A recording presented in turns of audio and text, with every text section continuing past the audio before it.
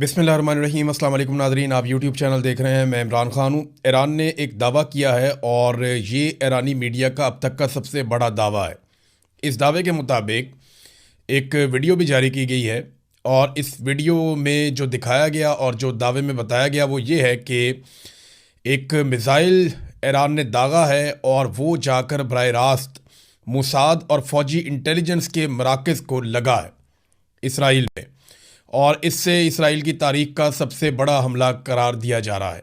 ये अभी दावा है, इसकी तफसीलात हमारे सामने आएंगी तो मैं चीज़ें आपके सामने रख दूंगा, लेकिन ये वीडियो मेरे सामने मौजूद है। इस वीडियो को मैं देख रहा हूँ तो ये नादरीन अब तक का एक बड़ा हमला रिपोर्ट हुआ है। अभी कुछ कह नहीं सकते क्योंकि जंग के दिनों में आपको पता है कि दोनों तरफ से बाद का झूठी खबरें या ऐसी खबरें आ रही होती हैं जिन्हें प्रोपेगेंडा टूल के तौर पर इस्तेमाल किया जा रहा होता है, लेकिन बहुत सारी चीज़ों की तस्दीक हो जाती है। जैसा कि मैंने आपको खबर दी थी कि सऊदी अरब में एक बहुत बड़ा अटैक हुआ है प्रिंस सुल्तान एयरबेस के ऊपर और उसमें अमेरिकी तैयारे तबाह हुए हैं, लेकिन मैंने आपको ये कहा था कि इसकी कन्फर्मेशन आएगी और बाद में उसकी कन्फर्मेशन आई। बाकायदा तस्वीर आई कि अमेरिकी तैयारे बुरी तरह तबाह हुए हैं और वहाँ जो अमेरिका का नुकसान हुआ वो बेमिसाल है।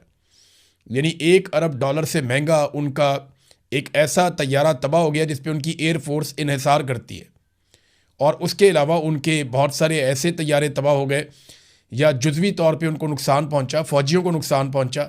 ये रीफ्यूलिंग के लिए तैयारे इस्तेमाल होते थे। बहरहाल एक और बड़ी खबर है, इस खबर को अगर आप उस तरह समझेंगे जैसे मैंने समझा तो आपको बाद वक़्त हंसी भी आएगी। अरब ममालिक ने ज़ेलेंस्की को बुलवाया। अब यूक्रेन की लड़ाई चल रही है रशिया के साथ, लगभग 4 साल हो गए। 2022 के फरवरी में ये लड़ाई शुरू हुई थी, गालिबन 3 फरवरी को 2022 में ये लड़ाई शुरू हुई और ये लड़ाई तब से लेकर चल रही है आज तक, तो 4 साल से ज़्यादा हो गए हैं। इसमें रशिया ने बहुत सारे इलाकों पे कब्ज़ा कर लिया है और यूक्रेन को पूरी दुनिया की सपोर्ट मिल रही है। रशिया अकेला लड़ रहा है यूक्रेन से, यूरोप यूक्रेन को हथियार देता है, पैसा देता है, मदद देता है, अमेरिका भी यही करता है और नेटो पूरी मदद कर रहा है यूक्रेन की, जबकि रशिया जो है वो अकेला यूक्रेन के साथ लड़ता चला आ रहा है।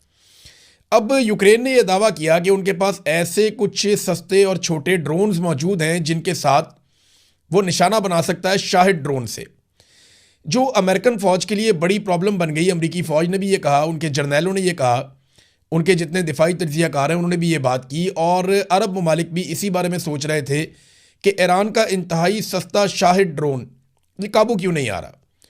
यानी इतने महंगे इंटरसेप्टर मारे जाते हैं, इसके बावजूद ये ड्रोन एक तो है बहुत सस्ता, दूसरा महंगे तरीन इंटरसेप्टर मिसाइल इस्तेमाल करने के बावजूद ये काबू नहीं आता। तो इसमें ज़ेलेंस्की ने यह दावा किया कि हम इन्हें काबू कर सकते हैं, हमारे पास ऐसे ड्रोन्स हैं इसके मुकाबले में जो इसको जाके टकरा के हवा में तबाह कर देंगे, और वो बहुत छोटे छोटे ड्रोन्स हैं। तो अब ये जब यूक्रेन का सदर ज़ेलेंस्की पहुंचा अरब ममालिक में तो इसका बड़ा इस्तकबाल हुआ। इसने सबसे पहले सऊदी अरब के साथ मुआहिदा किया, फिर ये यूएई चला गया, फिर ये कतर चला गया। इन तमाम ममालिक के साथ ये दिफाई मुआहिदे करता चला जा रहा है। इसकी अपनी जंग लगी हुई है और वहाँ पे ये पूरी दुनिया से मदद लेकर लड़ाई लड़ रहा है, और दूसरा ये अरब ममालिक के साथ मुआहिदे कर रहा है। गालिबन ज़ेलेंस्की को ऐसा लगता है कि ये मौका है कि कुछ पैसे कमाए जा सकते हैं, ये मौका है कि कुछ रिकवरी की जा सकती है, क्योंकि बहुत बुरी हालत हुई है इनकी जंग के दौरान, और इन्होंने पूरी दुनिया से माल भी लिया, पैसा भी लिया, हथियार भी लिए। और अब हुआ ये कि यूक्रेन वहाँ पे जो इमदाद लेकर गया इब्तदाई तौर पे, जो एक खबर आई है मुख्तलिफ मीडिया के अंदर ये खबर छपी है, और ख़बर ये बता रही है कि ईरान ने एक मिलिट्री वेयर हाउस है यूएई में, उसके ऊपर अटैक किया और उसको तबाह कर दिया। इस मिलिट्री वेयर हाउस में यूक्रेन के ड्रोन्स और दिफाई निज़ाम पड़ा हुआ था जिसे लाकर अरब ममालिक को बचाना था, और यहाँ पे 21 यूक्रेनी फ़ौजी भी मौजूद थे।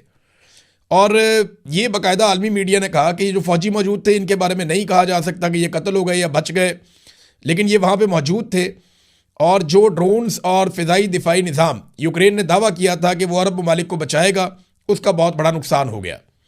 तो देखें, अब ख़ातमैन हरमैन शरीफैन के साथ जब पाकिस्तान मुआहिदा करता है तो कहा जाता है कि हम जा रहे हैं मक्का और मदीना की हिफाजत करने के लिए, हमारे लिए बड़ा मुकद्दस हो जाता है। लेकिन अमेरिका के साथ भी वो दिफाई मुआहिदा करते हैं, तो क्या उनके लिए भी वो उतना ही मुकद्दस है? वो एक दिफाई मुआहदा करते हैं ज़ेलेंस्की के साथ। तो क्या ज़ेलेंस्की को अल्लाह रब्बुल इज़्ज़त ने ये सआदत दे दी है कि वो अब हरमैन शरीफैन की हिफाजत करेगा? देखिए, ऐसा नहीं है। हर मुसलमान जो है वो अपने अकीदे के मुताबिक हरमैन शरीफैन की हिफाजत करता है, चाहे वो ईरानी है, चाहे पाकिस्तानी है, चाहे वो फ़लस्तीनी है, चाहे वो इंडियन है, कहीं पे भी है, जहाँ पे भी मुसलमान है, उसका लगाव है, मजहबी लगाव है उसका, और उसके जज्बात हैं उस तरफ। ये ममालिक और वहाँ के जो हुक्मरान हैं, ये उनके मामलात हैं और उनके दिफाई मामलात हैं, और ये प्रोफेशनल ताल्लुकात हैं ममालिक के बीच में। तो इसको मज़हब का टच दे के पाकिस्तानियों को हमेशा बेवकूफ़ बनाया गया। कभी कश्मीरियों का, हमारे मुसलमान बहन भाई ज़्यादती हो रही है, हम कश्मीर आज़ाद करवाने जा रहे हैं। 70 साल हो गए सुन सुन के कश्मीर उधर ही है, और इतना बजट हमने दे दिया, इतना हमने खून पसीना अपना पेट काट काट के इतने हथियार बना लिए, कश्मीर का 1 इंच फतह नहीं हुआ। फिर इसी तरह अगर आप देखें कि फ़लस्तीन के बारे में हमें बार बार कहा गया कि यरूशलेम को फ़तह करेगी पाकिस्तानी फ़ौज, और अब पाकिस्तानी हुकूमत की जानिब से अर्ज़ी डाली गई है मार्को रूबियो के बकौल कि हम गाज़ा में अपनी फ़ौज को भेजना चाहते हैं और उस फोर्स का हिस्सा बनाना चाहते हैं जो वहाँ मौजूद फ़लस्तीनियों को निहत्ता करेगी और इसराइल की हिफाजत की ज़मानत देगी। बहरहाल, ये जो ड्रोन्स हैं ज़ेलेंस्की के, इनके बारे में जर्मनी की जो फ़ौजी क़यादत है और जो जर्मनी की सियासी क़यादत है, उन्होंने बड़ा मज़ेदार स्टेटमेंट दिया। उन्होंने कहा जी ये तो ऐसे ड्रोन्स हैं छोटे छोटे बड़े मामूली, जिन्हें हाउस वाइफ्स बना सकती हैं। ये कोई ऐसी टेक्नोलॉजी नहीं है जिसके ऊपर फ़ख्र किया जा सकता है या कोई बड़ी करामत हो। बहरहाल, ज़ेलेंस्की ने सौदा बेचना था, उसने अपना सौदा वहाँ पे भी बेचा है जाके अरब ममालिक को। बहुत सारे लोग और बेच गए, तो ये क्यों ना बेच जाए, तो इन्होंने भी आगे अपना सौदा बेच दिया।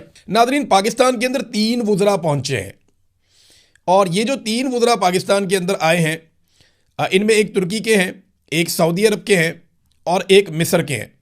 पाकिस्तान के अंदर कई लोगों ने ज़मीन आसमान के कलाबे मिला दिए हैं कि इन वुज़रा के आने से दुनिया में तब्दीली आ गई है, पाकिस्तान को लीडिंग रोल मिल गया है, अब पाकिस्तान ये करेगा, पाकिस्तान वो करेगा। बहुत सारी चीज़ें जो हैं वो पाकिस्तान में दावे किए जा रहे हैं।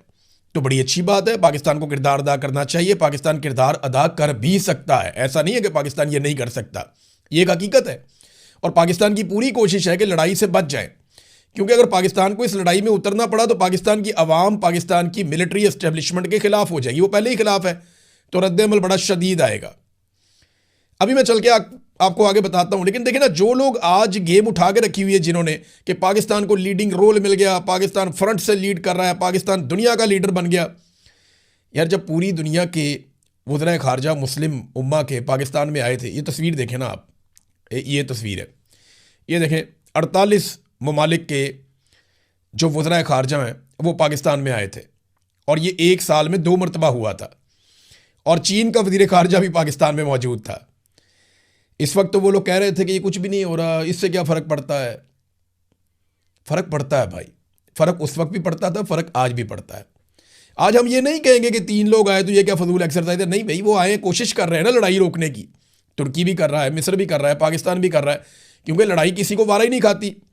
सारे इस लड़ाई को रोकना चाहते हैं। और पाकिस्तान के लिए प्रॉब्लम यह है कि पाकिस्तान ने एक दिफाई मुआहदा कर दिया सऊदी अरब के साथ, कौम को बताए बगैर, कौम को अंधेरे में रखकर इन्होंने दिफाई मुआहदा कर लिया। पता नहीं क्या मुआहदा किया हुआ है, इनके ऊपर दबाव है कि लड़ाई लड़नी है।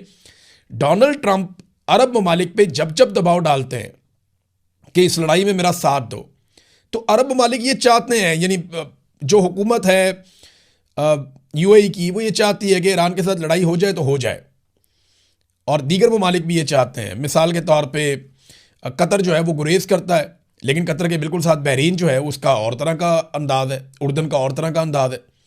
लेकिन ये सारे ममालिक ट्रंप को ये बता चुके हैं कि सऊदी अरब के बगैर हम इस लड़ाई में उतरने वाले नहीं हैं, तो आप सऊदी अरब को मनाएं। तो ट्रंप ने सऊदी अरब के बादशाह के बारे में, या मोहम्मद बिन सलमान जो प्रिंस हैं, उनके बारे में जिस किस्म के अल्फाज इस्तेमाल किए, वो फ्रस्ट्रेशन यहीं से निकली है कि तमाम अरब ममालिक कह रहे हैं कि हम सऊदी अरब के बगैर लड़ाई में नहीं जा सकते। और अरब ममालिक एक बात समझते हैं, देखें, वो सारे ये चाहते हैं कि ईरान कमज़ोर हो, ये हकीकत है। मैं आपसे झूठ बोलूँगा नहीं, मैं बिला वजह आपको इस्लामी भाईचारा नहीं बेचूंगा। मैं आपको साफ बता रहा हूँ कि अरब ममालिक ये चाहते हैं कि ईरान कमज़ोर हो जाए, ईरान ताकतवर ना रहे, उसकी कैपेसिटी लड़ने की या किसी को सपोर्ट करने की ख़त्म हो जाए। ये अरब ममालिक बिल्कुल ये चाहते हैं, लेकिन वो अपनी इस चाहत के लिए खुद लड़ना नहीं चाहते। वो ये चाहते हैं कि ये काम कोई और कर दे उन्हें। हाँ, वो पैसे देने के लिए तैयार है, वो अड्डे देने के लिए तैयार है। उन्होंने बेशुमार डॉलर्स दिए, अरबों डॉलर दिए, उन्होंने अपने अड्डे दिए, उन्होंने फैसिलिटेट किया है। लेकिन वो इस लड़ाई को लड़ना नहीं चाहते, वो खुद सामने आना नहीं चाहते।